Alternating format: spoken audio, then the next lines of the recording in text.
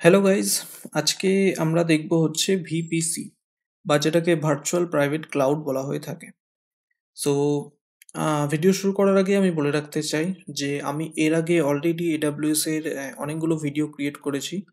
আপনি যদি চান তো সেগুলো আমার চ্যানেলের এডাব্লিউএস এর যে প্লেলিস্ট আছে সেখানে গিয়ে দেখতে পারেন। ওকে, সো চলুন আজকে আমরা যেটা শুরু করছি সেটা হচ্ছে ভিপিসি বা ভার্চুয়াল প্রাইভেট ক্লাউড।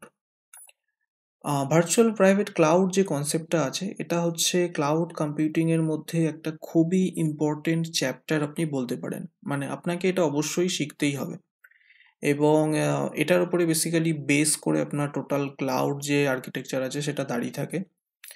এবং ভিপিসির যে কনসেপ্টটা আছে এটা শুধুমাত্র যে আপনার এডাব্লিউএস এর মধ্যেই ইউজ হয় এরকম না। আপনার অন্য যে আরও ক্লাউড সার্ভিস আছে যেরকম মাইক্রোসফট আছে বা গুগল ক্লাউড আছে, এদের মধ্যেও কিন্তু ভিপিসির কনসেপ্টটা আছে।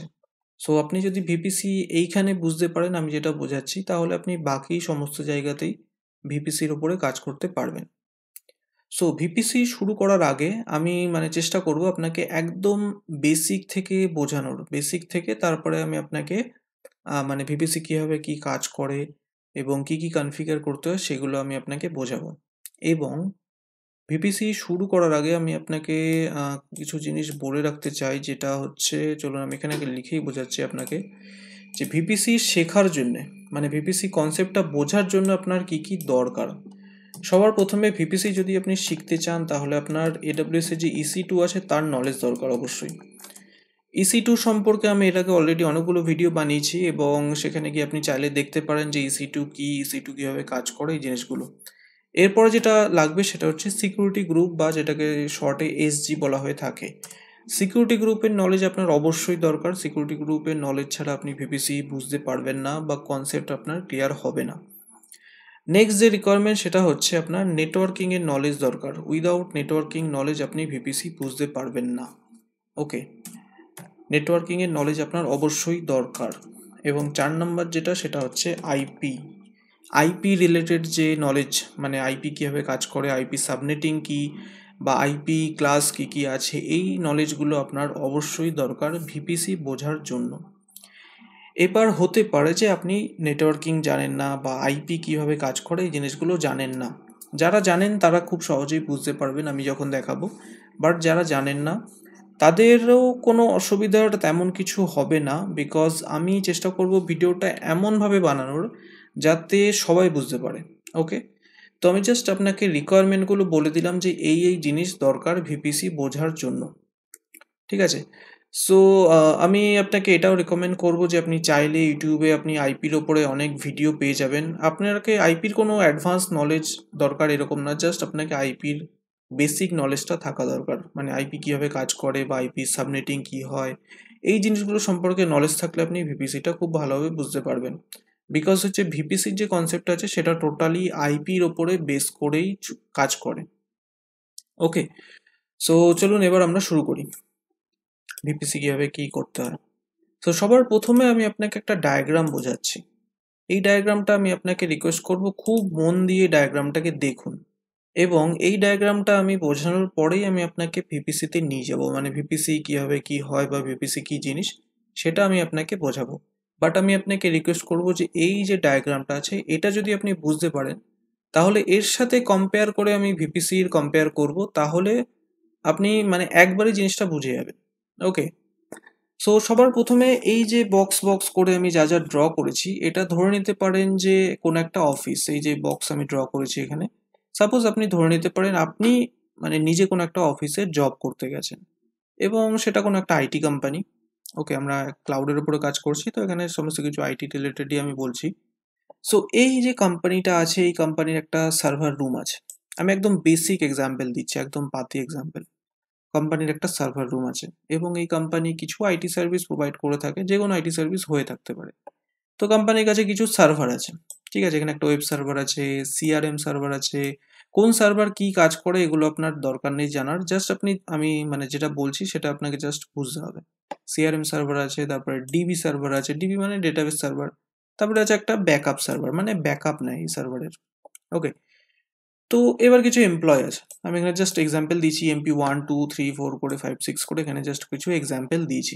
এই এমপ্লয়রা কি করে এই অফিসের এই সার্ভারগুলো নিয়ে কাজ করে। সো সবার প্রথমে আছে দেখুন ওয়েব সার্ভার, এবং তার পাশে আছে এখানে ইন্টারনেট বা পাবলিক। মানে কি, এই যে সার্ভারে যা জিনিস আছে, এই সার্ভারে কোনো ওয়েবসাইট চলছে হতে পারে, ঠিক আছে, এই ওয়েবসাইটের একটা নাম আছে, সাপোজ company name.com এরকম কোনো হয়ে গেল, বা example.com আমি জাস্ট মানে বলছি। তো এই example.com যখনই আপনি আপনার নিজের কম্পিউটারে টাইপ করেন, তখনই আপনার এই সার্ভারে যা কন্টেন্ট আছে সেটা আপনি দেখতে পান। তো হিসাব মতো কি হলো, এই সার্ভারটা পাবলিকালি অ্যাক্সেসেবল হচ্ছে, মানে পাবলিকালি সবাই দেখতে পায় চাইলে। তো এই জন্য আমি এখানে ইন্টারনেট বা পাবলিক দিয়ে রেখেছি। পরের যে সার্ভারটা আছে সেটা হচ্ছে সিআরএম সার্ভার। ওকে, তো সিআরএম সার্ভার অনেক মানে মোটামুটি সমস্ত কোম্পানি ইউজ করে। এখানে বেসিক্যালি ক্লায়েন্টের ইনফরমেশন বা কাস্টমারের যে ইনফরমেশন সেগুলো এখানে থাকে সিআরএম সার্ভারের মধ্যে।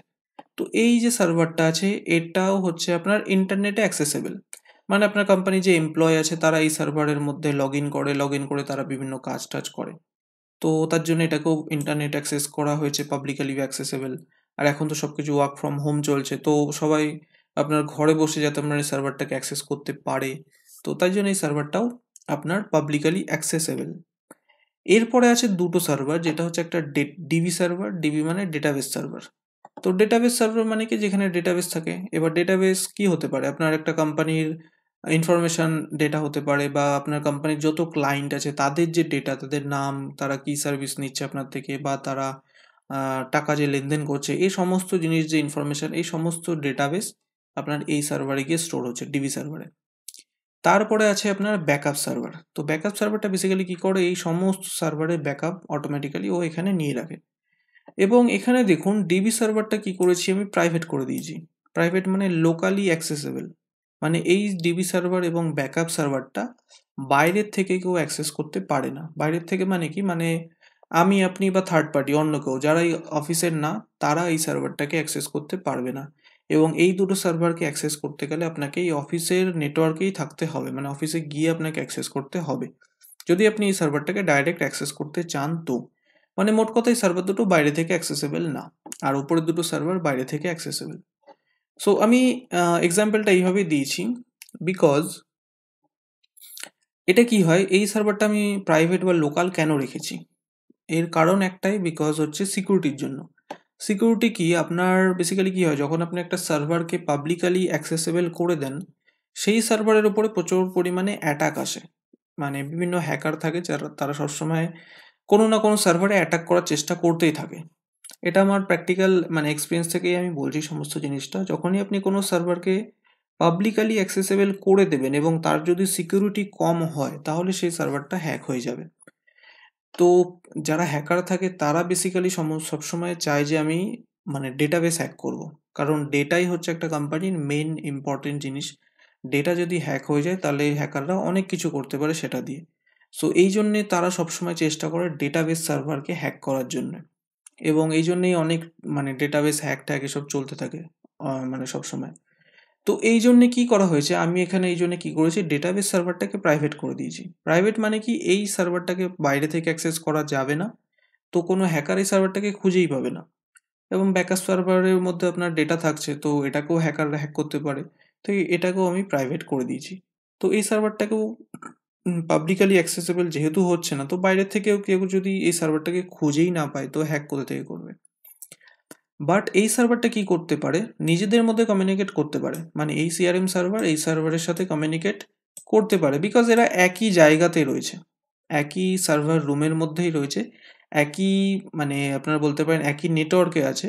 বাট এটা লোকালি কনফিগার করা, ঠিক আছে, কনফিগারেশন পার্টটা আপনি ছেড়ে দিন, ওটা পুরোপুরি আলাদা জিনিস। বাট এইভাবে করা আছে যাতে এরা নিজেদের মধ্যে কমিউনিকেট করতে পারে, বাট বাইরের কেউ এই লোকাল বা প্রাইভেট সার্ভারগুলোকে অ্যাক্সেস করতে না পারে।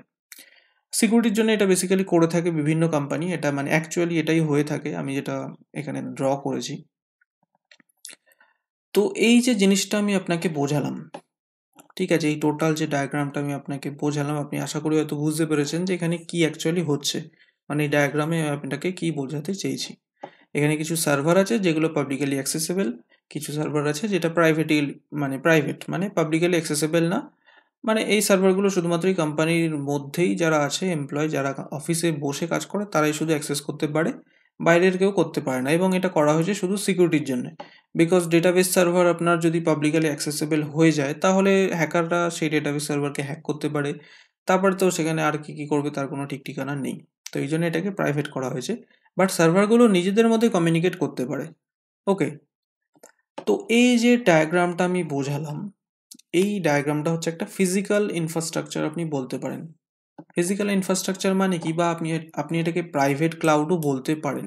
প্রাইভেট ক্লাউডের কনসেপ্ট আমি আমার ভিডিওর প্রথম দিকে বলেছিলাম যে প্রাইভেট ক্লাউড কি হয়। ওকে, আচ্ছা পিটা লিখতে গিয়ে তো বেঁকেই গেল। প্রাইভেট ক্লাউডের যে কনসেপ্টটা আছে সেটা হচ্ছে, আমি এখানে জাস্ট পিভিসি করে দিচ্ছি, প্রাইভেট ক্লাউড, পিভিটি ক্লাউড, যাই হোক আমি জাস্ট এখানে লিখছি। তো প্রাইভেট ক্লাউডের যে কনসেপ্টটা আছে, আমি এখানে শর্টে লিখে দিচ্ছি। প্রাইভেট ক্লাউডের যে কনসেপ্টটা আছে, মানে আমি এখানে যে ইনফ্রাস্ট্রাকচারটা আমি আপনাকে বোঝালাম, এটা আপনি প্রাইভেট ক্লাউডই বলতে পারেন। প্রাইভেট ক্লাউড মানে হচ্ছে কি, যখন কোনো কোম্পানি নিজেদের ইনফ্রাস্ট্রাকচার নিজেরাই তৈরি করে। নিজেরা কীভাবে তৈরি করবে, বেসিক্যালি সার্ভার কিনবে, তারপরে সমস্ত কিছু সেট আপ করবে, করে নিজেদের মতোই সমস্ত কিছু কনফিগার করবে, এবং সেই জিনিসগুলোকে শুধুমাত্র তারাই অ্যাক্সেস করতে পারবে, মানে কোম্পানির লোকেরাই অ্যাক্সেস করতে পারবে, বাইরের কেউ অ্যাক্সেস করতে পারবে না। তো সেটা বেসিক্যালি প্রাইভেট ক্লাউড হিসাবে আপনি বলতে পারেন। এবং পাবলিক ক্লাউড মানে কি, এই যে AWS বা গুগল ক্লাউড বা মাইক্রোসফট অ্যাজুরে, এগুলো হচ্ছে পাবলিক ক্লাউড, মানে এটাকে যে কেউ ইউজ করতে পারে। সো এটা হচ্ছে এক ধরনের আপনার প্রাইভেট ক্লাউডেরই ইনফ্রাস্ট্রাকচার। এইবার এই এতটা আপনি আশা করি বুঝতে পেরেছেন। এইবার এমন কোনো রিকোয়ারমেন্ট হলো যে এই কোম্পানি, এই যে আমি কোম্পানি, সাপোজ যে কোনো একটা কোম্পানির এক্সাম্পল দিয়েছি, এই কোম্পানির মালিকের মনে হলো যে আমি আমার যে টোটাল ইনফ্রাস্ট্রাকচার আছে, ফিজিক্যাল ইনফ্রাস্ট্রাকচারটা ক্লাউডে শিফট করতে চাইছি আমি, মানে আমি আর ফিজিক্যালি কিছু রাখবো না। আমার এডাব্লিউএস না, মানে আমার ফিজিক্যালি এই সার্ভারগুলো মেনটেনেন্স খরচা অনেক বেশি হয়ে যাচ্ছে, অনেক মানে প্রবলেম হচ্ছে আমার, হতেই পারে, অনেক রকম প্রবলেম আসতেই পারে। তো সেই জন্য কোম্পানির মালিক ভাবলো আমার টোটাল ইনফ্রাস্ট্রাকচারটা আমি আমার ক্লাউডে শিফট করে দেবো। কিন্তু ক্লাউডে যখন আমি শিফট করব, যেন সেম ইনফ্রাস্ট্রাকচারই থাকে, কোনো কিছু যেন আলাদা না হয়। এই ডিবি সার্ভার যেমন প্রাইভেট আছে সেটাও প্রাইভেট থাকতে হবে, ব্যাকআপ সার্ভার প্রাইভেট আছে এটাও প্রাইভেট হতে হবে, যাতে কেউ বাইরের কেউ অ্যাক্সেস না করতে পারে। ঠিক আছে, AWS হচ্ছে একটা পাবলিক ক্লাউড, সেখানে যখনই আপনি কোনো ইনস্ট্যান্স ক্রিয়েট করবেন, মানে কোনো একটা ভার্চুয়াল সার্ভার ক্রিয়েট করবেন, সেখানে কিন্তু আপনি বাইরে থেকে সেটাকে অ্যাক্সেস করতে পারেন। ওকে, মানে তার অ্যাক্সেস যদি তার মানে আইপি বা ডিটেলস আপনি অন্য কাউকে দিয়ে দেন, তাহলে সে খুব সহজেই আপনার সার্ভারকে অ্যাক্সেস করতে পারবে। আমি এর আগে দেখিয়েছি কীভাবে EC2 ইনস্ট্যান্স ক্রিয়েট করতে হয় বা অ্যাক্সেস করতে হয়। বাট আপনি চাইছেন যে যাতে অন্য কেউ অ্যাক্সেস না করতে পারে, মানে আপনি সার্ভার ক্রিয়েট করবেন AWS এর মধ্যে, বাট সেটাকে কেউ অ্যাক্সেস করতে পারবে না, এমনকি আপনিও চাইলে অ্যাক্সেস করতে পারবেন না। এই রকম যদি আপনার রিকোয়ারমেন্ট থাকে, বা আমি যে এখানে এক্সাম্পলটা দিলাম একটা ফিজিক্যাল ইনফ্রাস্ট্রাকচার, যেখানে কিছু সার্ভার ইন্টারনেট অ্যাক্সেস আছে, কিছু সার্ভারে ইন্টারনেট অ্যাক্সেস নেই, বাট সার্ভারগুলো নিজেদের মধ্যে কমিউনিকেট করতে পারে, এই রকম টাইপের যদি আপনার কখনো রিকোয়ারমেন্ট আসে, এবং আসে বলতে কি এটাই বেসিক্যালি হয়ে থাকে রিয়েল লাইফে, যখন আপনি কোথাও যদি কাজ করেন এইভাবে বেসিক্যালি হয়ে থাকে। ওকে, তো এইরকম রিকোয়ারমেন্টে আমাদেরকে ভিপিসি ইউজ করতে হয়, বা যেটাকে ভার্চুয়াল প্রাইভেট ক্লাউড বলা হয়ে থাকে। এটাকে ভার্চুয়াল এই কারণেই বলা হয় বিকজ ক্লাউডে আমরা যা ইউজ করি সমস্ত জিনিসটাই ভার্চুয়াল, সেখানে ফিজিক্যালি কিছু নেই। মানে আপনি যখন একটা সার্ভার ক্রিয়েট করছেন, সেই সার্ভারটা তো আপনাকে AWS দিয়ে যাচ্ছে না এসে, আপনি সেটাকে মানে ভার্চুয়ালি অ্যাক্সেস করছেন আপনার কম্পিউটার থেকে। তো এই জন্যে কি হচ্ছে, এখানে আপনার মানে জিনিসটা টোটালি ভার্চুয়ালি হচ্ছে, এই জন্য এটাকে ভার্চুয়াল ক্লাউডই বলা হয়ে থাকে। ওকে, তো খুব একটা বেসিক এক্সাম্পল দিলাম, জাস্ট একটা ফিজিক্যাল ইনফ্রাস্ট্রাকচার আমি আপনাকে বোঝালাম যে এইভাবে জিনিসগুলো কাজ করছে। এবং এই ইনফ্রাস্ট্রাকচার যে আছে এটাকে যদি আপনি ক্লাউডে শিফট করতে চান, তখনই আপনার ভিপিসির মানে কনসেপ্টটা আসছে, মানে তখন আপনাকে ভিপিসি কনফিগার করতে হবে। এবং নেক্সট আমি আপনাকে আরও একটা ডায়াগ্রাম দেখাবো, যেখানে আমি ভিপিসির কী কী জিনিস লাগে বা কী কী দরকার হয় অ্যাকচুয়ালি ভিপিসি কনফিগার করার জন্য, সেগুলো আমরা দেখব, এবং ভিপিসি কী অ্যাকচুয়ালি সেটাও আমরা দেখব। তো চলুন নেক্সট ডায়াগ্রামটা আমরা দেখে নিই একবার। সো এইটা হচ্ছে আপনার ভিপিসি। বা ভিপিসির ডায়াগ্রাম এখানে জাস্ট একটা ড্র করেছি। সো ভিপিসি কি অ্যাকচুয়ালি? ভিপিসির যদি আমি একদম বেসিক ল্যাঙ্গুয়েজে বলি, ভিপিসি মানে হচ্ছে একটা লজিক্যাল ডেটা সেন্টার আপনি বলতে পারেন, বা অনেকে এই টার্মসটাও ইউজ করে থাকে যে ক্লাউডের মধ্যে ক্লাউড, মানে ক্লাউড ইনসাইড ক্লাউড। মানে হচ্ছে আপনি একটা ফিজিক্যাল ডেটা সেন্টার যদি তৈরি করেন, সেখানে আপনার কিছু সার্ভার লাগবে, নেটওয়ার্কিং ডিভাইস লাগবে, তারপরে আরও অনেক কিছু জিনিস আছে। সেম জিনিসটা যদি আপনি ক্লাউডে তৈরি করেন, ঠিক আছে, ক্লাউডে বেসিক্যালি কী হয়, সমস্ত জিনিসটা ভার্চুয়ালি তৈরি হবে, আপনার কাছে ফিজিক্যালি কোনো সার্ভার থাকবে না, বাট সার্ভারটা আছে কোথাও, আপনার এক্সিস্ট করছে কোনো একটা এডাব্লিউএস এর ডেটা সেন্টারে। তো এটাই টোটালি মানে জিনিসটা ভার্চুয়ালি হয়ে যাচ্ছে। তো এটা বেসিক্যালি একটা লজিক্যাল ডেটা সেন্টার তৈরি করার মতোই কনসেপ্ট আপনি বলতে পারেন।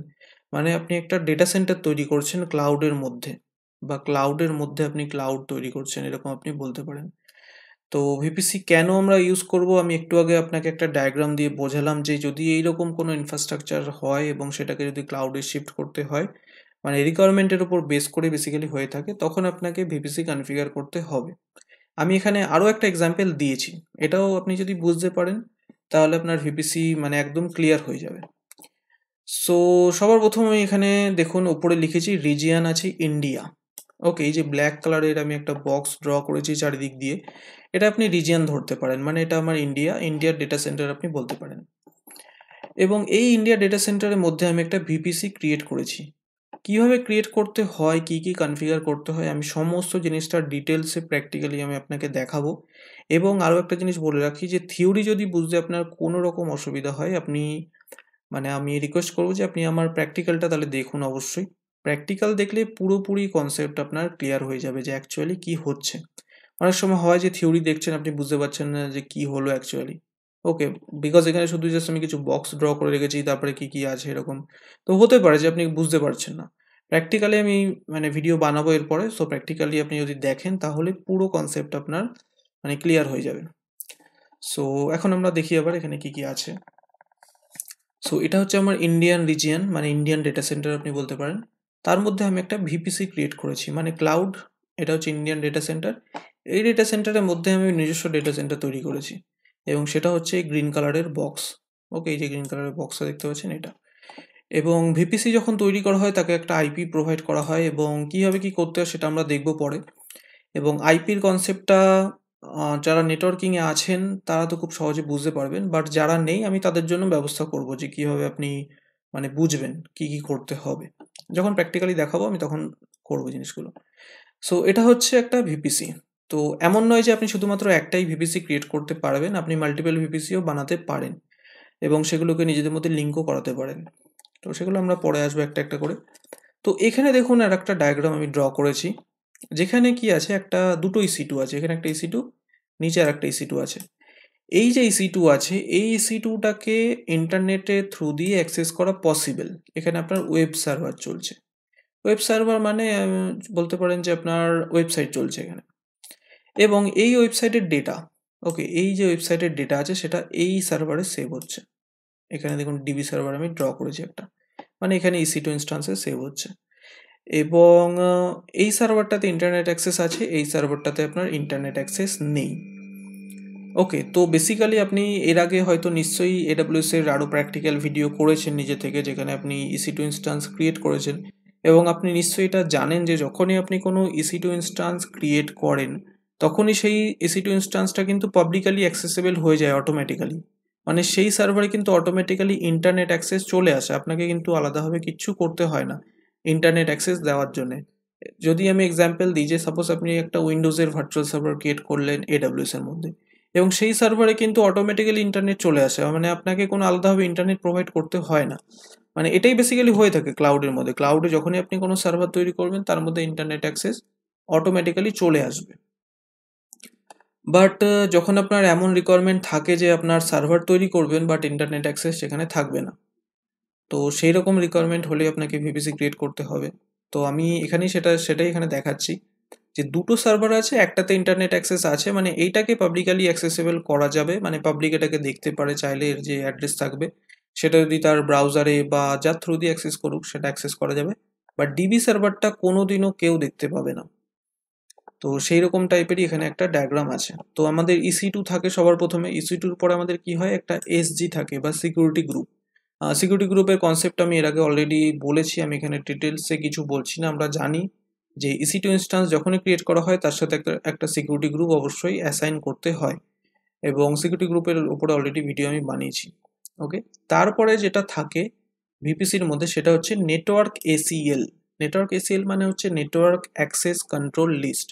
এই জিনিসটা নতুন, ভিপিসি যখন আপনি শিখবেন তখন আপনাকে এই ACL জিনিসটাও শিখতে হবে, এবং ACL কিভাবে কনফিগার করতে হয় বা কি অ্যাকচুয়ালি এর ফাংশন সেটা আমরা পরে দেখব। আপনি জাস্ট এখন দেখে রাখুন যে প্রথমে EC2 আছে, তারপরে আপনার সিকিউরিটি গ্রুপ থাকবে, তারপরে থাকবে নেটওয়ার্ক ACL। ওকে, মানে এটাও একটা ফায়ারওয়াল, এটাও একটা ফায়ারওয়াল, এবং তারপরে আপনার থাকবে আইজি। আইজি মানে হচ্ছে ইন্টারনেট গেটওয়ে, এখানে আমি লিখে রেখেছি ইন্টারনেট গেটওয়ে। সো এই যে জিনিসগুলো আমি বললাম, সিকিউরিটি গ্রুপ, নেটওয়ার্ক ACL, তারপরে আইজি, এই জিনিসগুলো কিন্তু ভিপিসিরই মানে কনসেপ্ট। ভিপিসি যখন আমরা কনফিগার করব এই জিনিসগুলো আমাদেরকে করতে হবে। এবং আইজি মানে কি, আইজি মানে হচ্ছে ইন্টারনেট গেটওয়ে। মানে ইন্টারনেট গেটওয়ে কি করে, বেসিক্যালি আপনার সার্ভারকে ইন্টারনেট অ্যাক্সেস দিয়ে থাকে। মানে আইজি যদি আপনি না দেন, সাপোজ আপনি যদি আইজি এখান থেকে হাটিয়ে দিই, আমি এখান থেকে বা কেটে দিই, তাহলে কি হবে, এই সার্ভারটা ইন্টারনেট অ্যাক্সেস চলে যাবে অটোমেটিক্যালি। মানে এই সার্ভারটাকে ইন্টারনেট থেকে বা পাবলিকালি অ্যাক্সেসেবল আর থাকবে না সেটা। ওকে, তো এই গেল হচ্ছে ওপরের ডায়াগ্রাম। এবার নিচের ডায়াগ্রামের দিকে যদি আমি আসি, যে এখানে দেখুন এখানেও একটা EC2 ইনস্ট্যান্স বা ভার্চুয়াল সার্ভার আছে, এবং এটা হচ্ছে আপনার ডিবি সার্ভার, ডেটাবেস সার্ভার। এর যে ডেটা সেটা এখানে সেভ হচ্ছে, এবং এই সার্ভার যখন আপনি ক্রিয়েট করবেন এরও একটা সিকিউরিটি গ্রুপ অটোমেটিক্যালি দিতে হবে আপনাকে, আপনি সেম সিকিউরিটি গ্রুপও দিতে পারেন। তারপরে আছে হচ্ছে নেটওয়ার্ক ACL। ওকে, নেটওয়ার্ক ACL আমি একটু আগে আপনাকে বললাম যে এটাও এক ধরনের ফায়ারওয়াল। এটা সম্বন্ধে আমরা ডিটেলসে পরে দেখব প্র্যাকটিক্যালি আরও। এবং তারপর এখানে দেখুন ন্যাট GW আছে। ন্যাট GW মানে হচ্ছে আপনার GW মানে হচ্ছে গেটওয়ে, ন্যাট গেটওয়ে আপনি এটাকে বলতে পারেন। তো ন্যাট গেটওয়ে আমি এখানেও লিখে রেখেছি।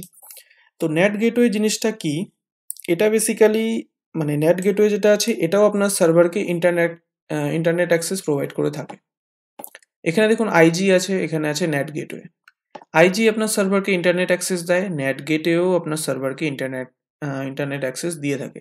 বাট দুটোর কাজ করার পদ্ধতি কিন্তু পুরোপুরি আলাদা, একদমই আলাদা। নেটিং জিনিসটা আলাদা এবং আইজি যেটা আছে এর দুটোর কনসেপ্ট পুরো আলাদা। এবং কনসেপ্টের আমি পরে আপনাকে মানে বোঝাবো, যখন আমরা প্র্যাকটিক্যালি দেখবো তখন আমি টোটালি জিনিসটা আমি আপনাকে ডিটেলসে বুঝিয়ে দেবো যে মানে কীভাবে কী হয় অ্যাকচুয়ালি নেট গেটওয়ে কী হয়। তো আপনি ধরে নিন এখানে নেট গেটওয়ে নেই, আপাতত আপনি ভুলে যান, আমি জাস্ট এখানে ড্র করেছিলাম, বাট আপনি ধরে নিন যে এই জিনিসটা নেই এখানে। তো এখানে কি হচ্ছে, আমি এটাকে আইজি দিয়েছি, মানে ইন্টারনেট গেটওয়ে এই সার্ভারটাকে দিয়েছে, এই জন্য এই সার্ভারটা ইন্টারনেট অ্যাক্সেস করতে পারছে। এবং এই সার্ভারটাতে কোনো কিছু নেই, নেটওয়ার্ক ACL অবধি শেষ, মানে এটা আমি কেটে দিয়েছি, এটাকে আপনি ধরে নিন যে জিনিসটা নেই। তো এই সার্ভারটা এত অবধি আছে।